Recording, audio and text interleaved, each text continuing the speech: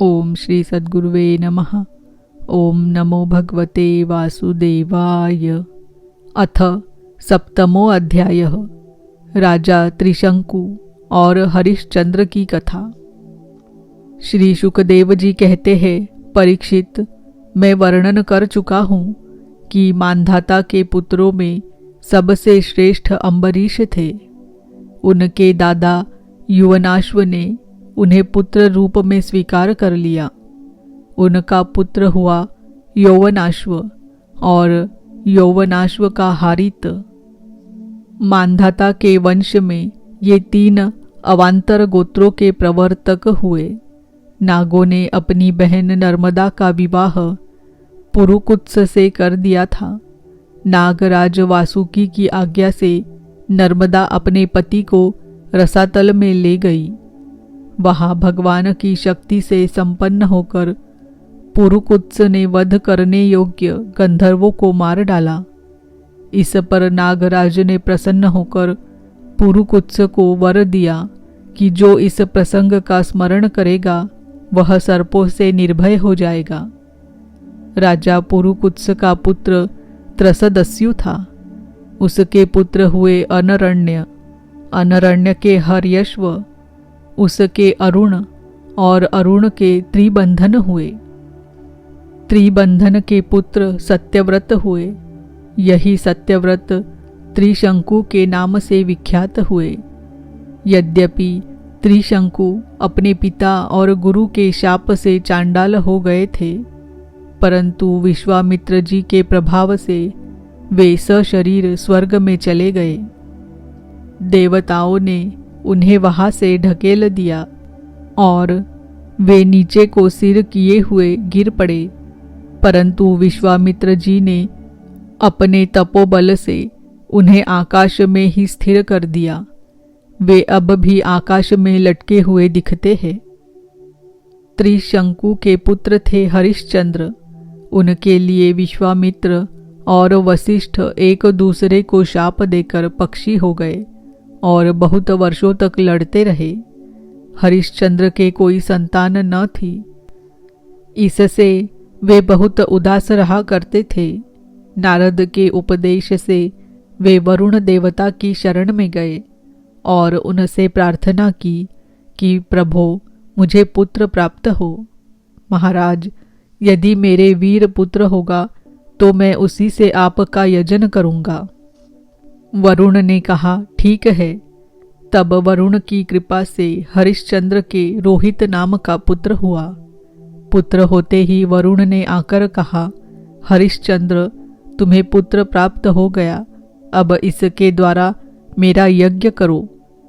हरिश्चंद्र ने कहा, जब आपका यह यज्ञ पशु यानी रोहित 10 दिन से अधिक का हो जाएगा तब यज्ञ के योग्य होगा। 10 दिन बीतने पर वरुण ने आकर फिर कहा, अब मेरा यज्ञ करो। हरिश्चंद्र ने कहा, जब आपके यज्ञ पशु के मुंह में दांत निकल आएंगे तब यह यज्ञ के योग्य होगा।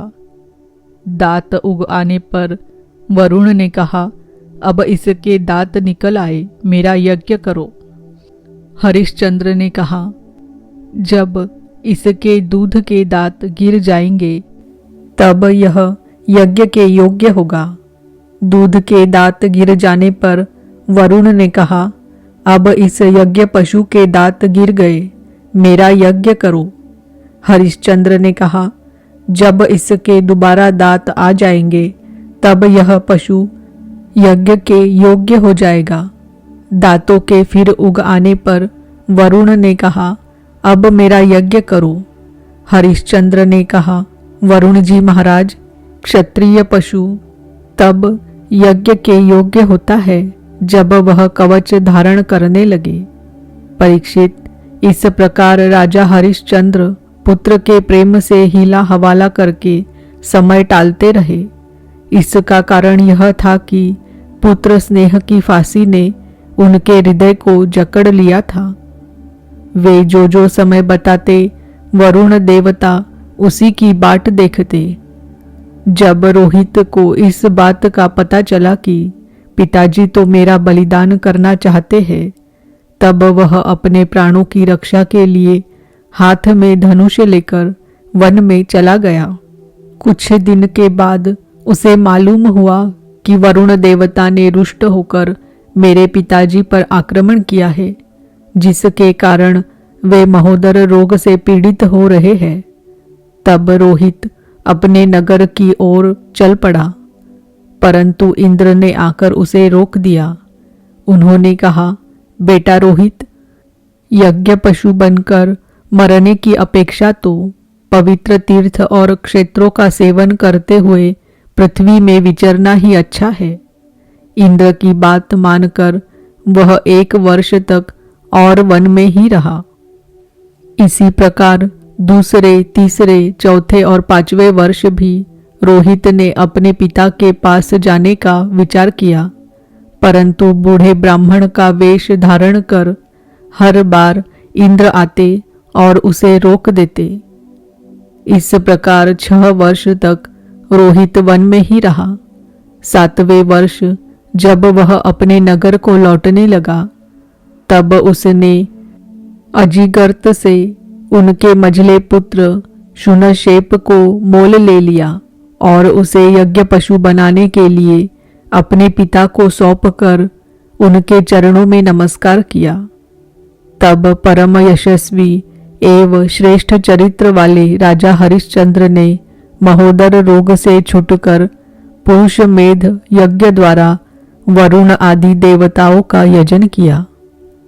उस यज्ञ में विश्वामित्र जी होता हुए, परम संयमी जमदग्नि ने अध्वर्यु का काम किया, वशिष्ठ जी ब्रह्मा बने और अयास्य मुनि सामगान करने वाले उद्गाता बने। उस समय इंद्र ने प्रसन्न होकर हरिश्चंद्र को एक सोने का रथ दिया था। परीक्षित, आगे चलकर मैं शुनशेप का महात्म्य वर्णन करूंगा। हरिश्चंद्र को अपनी पत्नी के साथ सत्य में दृढ़ता पूर्वक स्थित देखकर विश्वामित्र जी बहुत प्रसन्न हुए। उन्होंने उन्हें उस ज्ञान का उपदेश किया जिसका कभी नाश नहीं होता। उसके अनुसार राजा हरिश्चंद्र ने अपने मन को पृथ्वी में, पृथ्वी को जल में, जल को तेज में, तेज को वायु में और वायु को आकाश में स्थिर करके आकाश को अहंकार में लीन कर दिया। फिर अहंकार को महत तत्व में लीन करके उसमें ज्ञान कला का ध्यान किया और उससे अज्ञान को भस्म कर दिया। इसके बाद निर्वाण सुख की अनुभूति से उस ज्ञान कला का भी परित्याग कर दिया और समस्त बंधनों से मुक्त होकर वे अपने उस स्वरूप में स्थित हो गए, जो न तो किसी प्रकार बतलाया जा सकता है और न उसके संबंध में किसी प्रकार का अनुमान ही किया जा सकता है। इति श्रीमद्भागवते महापुराणे पारमहंस्यां संहितायां नवम स्कंधे हरिश्चंद्रोपाख्यानं नाम 7मो अध्याय।